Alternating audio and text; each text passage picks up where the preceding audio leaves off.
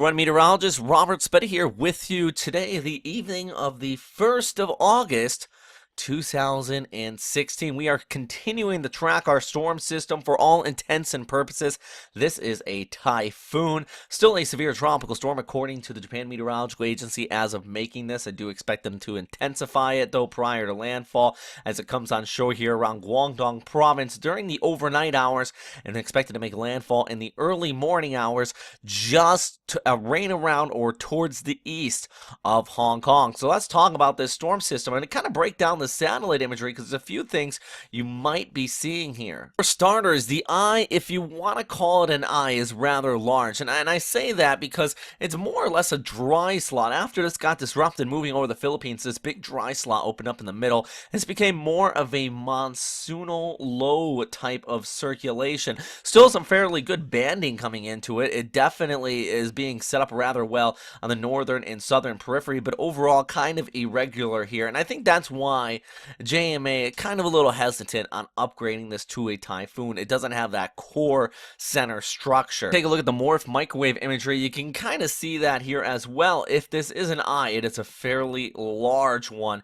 You can see those bandings setting up on the northern and southern periphery. The eastern side of it, though, it's not quite there just yet, just now starting to set up. So I do expect JMA to upgrade this prior to landfall, but regardless, that's a lot of moisture still wrapping into this, and that's actually one thing you often see. Monsoonal gyre almost type of storm systems, they bring in a lot of moisture, so the flood threat definitely there. The Joint Typhoon Warning Center, that's the U.S. military, winds right now 65, gusting up to 80 knots. They expected to max out at 85 to 105 knots into the early morning hours right over Hong Kong. Not a big thing here is that the exact center line could make a big difference. They do expect it to kind of move a little bit more towards the northwest, hitting the city head on. And this almost would be the worst case scenario at this point. If you are out here in Hong Kong during your Tuesday morning, do not expect to have school. Most businesses likely will be closed. Signal force likely be issued right now at T3 here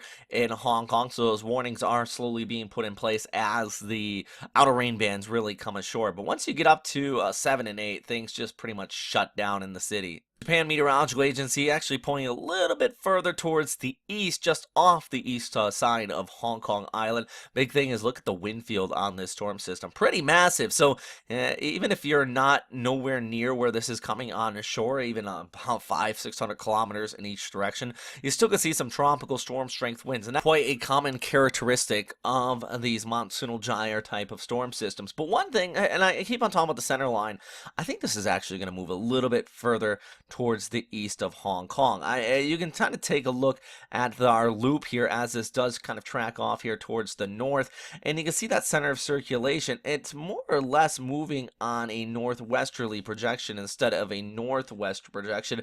Maybe that's an illusion because of the eye or that center of circulation being very disrupted, but overall I do think this is going to come on shore just basically right over just towards the east of the city.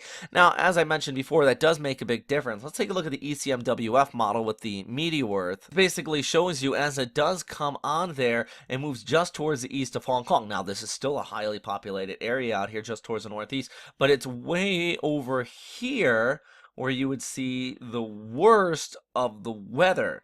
We're talking about those winds that could be upwards about 70 and 90 knots sustained, by the way. Now, in Hong Kong, the winds would be coming offshore, so really not much of a threat of surge coming out of that area.